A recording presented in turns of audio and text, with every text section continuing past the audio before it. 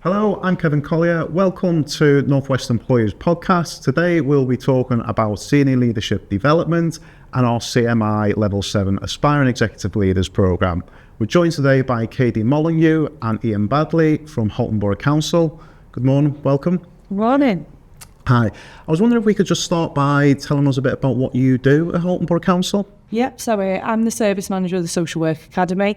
So what that means is I work with the entire workforce of children's social care. So we do things like practice improvement, all our training programmes, developing practitioners individually and as groups as well, and working within our improvement plan to improve services. Yeah, great, thank you. And about yourself, Ian? So I'm Head of Health and Wellbeing at the Council, so that's within the Public Health Directorate. We've got a large health improvement team at Halton that provide services right through the life course, start well, live well and age well services. So it's a really big team delivering lots of core public health services across Halton, and I manage that service. And I know you're both delegates on our CMI Level 7 Aspiring Executive Leaders Programme at the moment. So you've been on programme for around 12 months now, maybe more. And I was just wondering what it was that appealed to you about that programme initially. I think the formal qualification, that's really good for my development. I'm quite new to senior management as well. So it's given me lots of tools, lots of skills and knowledge to be able to develop through the next few years of my career. How about yourself, Ian? Something similar really, I guess, about the qualification. It's something that there's a bit of a gap on my CV, if you like, as well, about having that sort of leadership qualification, but also recognising that I've moved up into a senior post and you don't automatically have the skills necessarily to do it. You need to actually develop yourself and go out and find those skills. So it came around at the right time for me. Yeah, and that's a really interesting point, and it is very true, isn't it? We see a lot of people, particularly in the sector, been very, very good at a role and progress into more leadership roles. But how do we support the people to do that effectively? How do we give them that knowledge around being a leader and being a manager, particularly at a senior level? Which was, again, why we really wanted to develop this programme, to make sure that we're supporting leaders and managers across the region to give them that knowledge to be effective in those leadership and management roles. What's your experience of the programme been like so far? I think it's been really useful. It took a while to get into the programme, but now we're flying through it. It seems like yesterday we started, doesn't it? And now we're nearly towards the end, so preparing for our end modules, making time to complete the assignments. That was difficult to begin with. However, again, the structure that's provided through the course, it's really easy to follow. All the materials useful to log into from time to time, not just for the assignments but for day-to-day practice as well. And what's your experience been here? Yeah, something similar to start with. It's there's quite a lot of work involved, and you've got to find. We're both in really busy jobs, so it's finding the time to get that work done around it. But I think you're right in saying, as it's gone on, we've really sort of developed into it. And one of the nice things as you do that is, as the sort of cohort on the course, we've become quite a little team, if you like. So we've enjoyed the workshops. We've enjoyed sort of being able to compare notes about how you're getting on with the assignments. And that's been a really sort of positive part of it as well. Yeah, brilliant. And again, another really good point of that network as well, and obviously at a senior level, having that network and those links across the region are also really important. So do you feel that in addition to the actual content, has been a really useful learning for you as well? I'd say so, yeah. It's been quite good, because one of the nice elements has been some of the guest speakers that we've had in as well. So there's been sort of a range of those, and different facilitators for different workshops that we've done as we've gone along, and they've been really positive sessions, haven't they? We've got to meet people that perhaps wouldn't have done otherwise. So it's been that's been a nice part of it. I think for me as well, working with the different managers within our local authority, but also outside local authority, you've got key connections, and they've inspired me to look at things in a different way as a leader. So to make sure that I'm linking in the knowledge that they have of their service areas can actually influence what I'm doing as well. So that's been really good. Yeah, and that's fantastic to hear, because that's one thing that we really want to do as well with this programme, is not only provide the learning and the knowledge, but really that wider support with learning from others, that network. And again, myself coming into a senior leadership role, I learned very quickly how important it is to have that wider knowledge and that wider network to really rely on in order to give you that information, give you that support. Again, just have that dialogue around challenges that you experience, etc. And in relation to the content itself, are there any particular modules or any particular subject areas that you feel have had the most value and really helped develop you and your leadership capabilities? I think for me, it was one of our most recent modules where we were looking at strategic leadership. What does it mean? What are the key functionalities of it? The key skills and behaviours you need to have. And I thought, I have these already. Of course I do. I was born with them. But then looking at it in a more reflective capacity, my role anyway, I'm a social worker by background, so I'm quite reflective anyway. But I've never reflected on the structural aspect and the strategic leadership aspect, and thinking about, what kind of leader I want to be and breaking that down. I want to be a transformational leader, and that was quite apparent throughout my essay, and looking at all the material, it guided me into a different way of thinking, which will impact positively on what I want to achieve. Yeah, I think there's a couple of things. I mean, we are going through a period of sort of change as a local authority, as many other local authorities are. So the elements of the organisational strategy development, that kind of stuff has been really useful for me to start thinking about and planning forward, thinking about next year, what do we want to do? What are the best ways of going about that, and different sort of frameworks and models that you can use to think about where do you want to be in 12 months' time as an organisation, and how do you sort of plan towards that. So that's been a really important part. And then the other one, the key theme that's come through for me as I've gone through it, is around authentic leadership, which is how I sort of see myself. If you talk about how do you see yourself, and it's that sort of authentic leader is who I sort of think I am and aspire to be. And it's come through in lots of the different modules, lots of the different work that we've done, that idea about how do you be an authentic leader, what's that mean in terms of your organisation, how do you put that into your developing strategy, how do your colleagues then feed off that? So those are the two bits probably that have been most useful for me. Brilliant. So again, fantastic that obviously we've got two great examples of how you've built that network and those relationships within your sort of your career, but also how you sort of develop and think of what kind of leaders you want to be. You're developing those skills, that knowledge. And I'm just thinking, have there been opportunities already whilst you're still on programme where you've been able to apply some of that learning in a real life situation, and actually what value is that given then to that situation? I think you alluded to the use of models. So within my role, I write strategies quite regularly along with the other senior leaders, and utilising models such as like a PESTLE or a SWOT analysis prior to starting that strategy plan is so useful, because it gives you that preparation time to not just consider about the doing. So there's always a task on hand. You always have to make achieve things, but what is it that actually we need to look at it to be able to get to our own goal? So them models prepare you for that.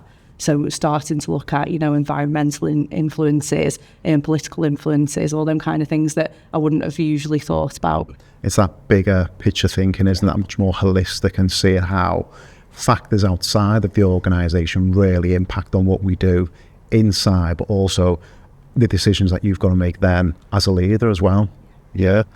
And yourself, Ian, have you had any example or any experiences where you've applied what you've learned? Yeah, I think so. So again, there's a couple of things again, probably. So bring it back to that authentic leadership. So sometimes it's just thinking about things a little bit more considered about how am I going about stuff. So from senior management meetings, things like that, how am I running those meetings? So I've made some changes to how I go about doing that, so I can bring that element of myself into them, so that people feel supported in those kind of meetings. So that's come through. And then the other one again is probably around strategy development, and we've got several sort of changes and things we want to do over the next 12 months that I knew were in the pipeline for a while, and just doing the courses just provided me with a few more tools and some stuff, some frameworks, if you like, to be able to bring into that and develop those a bit more effectively. And as I say, it's great that you actually applying that learning as well. And obviously I know that's one thing we built into the programme, is opportunities to really apply that learning, so that we make sure that it transfers into, you're not essentially just learning something theoretically, you get an opportunity to really apply it in real life and see the real benefit of that. And again, one of the questions I've got is around what would your advice be to other people who are maybe in like a head of service role or on that career pathway and aspire to be more senior leaders, from your experience of being on the programme and your leadership journey, what would your advice be to people who are probably looking to go down the development path that you're on at the moment? Yeah, I mean, I think I suppose one of the things is to go out and seek to develop your skills, and to seek out that knowledge and skills and those behaviours that you need to do that. And like you were saying earlier on, you're not born into being able to do this stuff instantly. And just because you sort of on that journey, or you can see the next step ahead, we'll start preparing for it then, start thinking about, what do I need to do? What does my manager or my boss actually do day to day? And have I got those skills or behaviours, or how would I do that differently? So how do you go out and develop yourself, I guess? That's what I would say is don't be afraid to go, okay, well, that's where I want to be. How am I going to get there? What courses do I need to do, or mentors do I need to get? How do I seek out something else that will help to get me there, I guess? Yeah. And I think for me, it's not always about thinking about the next promotion. It's not always thinking about, right, where do I want to be in the future? Because some days I don't quite know where I want to be in the future, but where am I right now as well? How do I develop myself within this role currently? You might have been doing it 10 years and you think, you know what, this is going really well. Actually, we all need continuous development. And, the ILM has given me this perfect opportunity to hone in on the skills I've already got and continue to develop them further, because it influences everything. It doesn't just influence me, it influences the whole of the workforce. So, yeah. Brilliant. And you mentioned about that mentoring as well, and one of the things we've built into this program is executive coaching. So you will get that time with an executive coach to, talk through some of the challenges you're facing, not only on the program but just more widely within your role, which is quite unique to many programs like this. How's that been received? How have you found the coaching has benefited your learning and also your growth as a leader? It's been useful as a reflection, and I think because it's an impartial session, so it's a safe space to kind of say, this is what I feel like I'm confident at. However, I need a little bit more support around this. So as you say, it could be the course content, or it could be day-to-day practice as well. And I might say, I've got a really tricky situation here, or I don't know how to start this, or I've done this, can we just look at it? And it's just having a critical friend around to support that. It's been really, really helpful. Brilliant. Yeah, I'd echo that really. I found it really useful. It's just that it's an objective voice, isn't it? Where sometimes you think you know how an issue is developing, but when you say it out loud to someone else who's objective, you go, hang on, even just by doing that, you're like, do you know, hang on a minute, I'm hearing myself back there, that's not quite right. And then you're able to have a conversation about it, and the coach that we've had is really experienced, got lots of sort of knowledge and lots of experience of many different issues. So yeah, I found it quite useful. It's one of the best parts of the course for me, I think, is being able to access that, because you wouldn't normally in our position be able to do that. So it's been excellent. Brilliant, great. And again, two brilliant examples of the benefits of the program and its elements, but also just that the power of, again, continuing to develop as a leader, particularly as you become more senior, because what we see more widely, we do tend to see is, the more senior someone becomes, they either have less time or less availability to be able to engage with that learning and that continued professional development. So it's really important that we obviously have that available to people, and they can take opportunity of those learnings. So I think for me, just to start wrapping it up, it's thinking, well, what's the next step? So obviously I know that you're approaching the end of the programme, and I was just thinking in your development journey, what are the next steps for you both? Coming towards the end, we're obviously trying to focus on where we're going with things. We're going to be doing our own projects, and we'll be focusing on that for the 12 months after we complete the course. But the material that we have access to through CMI and the platforms, that will be something that I keep coming back to continue to develop myself. There's so much material there that even within this course, you wouldn't be able to read every single thing on there. So that's something I'm going to come back to, make sure that I continue to develop my skills, because eventually, I will be looking for that next step in promotion. And I do think that this will really support me to move into that. Yeah. I mean, I'd echo quite a lot what Kadie said there. It's about sort of putting it into practice for me as well. So it's been by the time we finish, we'll put a lot of work into it. And as we've talked about already, some of it is already starting to drip feed into the work that we're doing. But I think it's a consistent theme. So a lot of these sort of strategies and things that we've been talking about is making sure they become embedded in practice, really. So hopefully, you become the authentic leader that you want to be, effectively. But and then it's wait and see from there, isn't it? What you want to do in terms of opportunities and things like that. But I certainly see it so far as being a really sort of valuable qualification that we've been doing. Well, thank you both for coming in today, and thank you for sharing your experience. It's really pleasing to hear how impactful the program's been for the both of you, but also again really reassuring that we've got people developing into those leadership roles within the sector. So thank you very much. Yeah, thanks. Thank you. If you've enjoyed this episode and you're interested in our other podcasts, you can find them at our website www.northwestemployers.org.uk. Likewise, if you're interested in our wider leadership and development offer, please visit our website for more information. Thank you.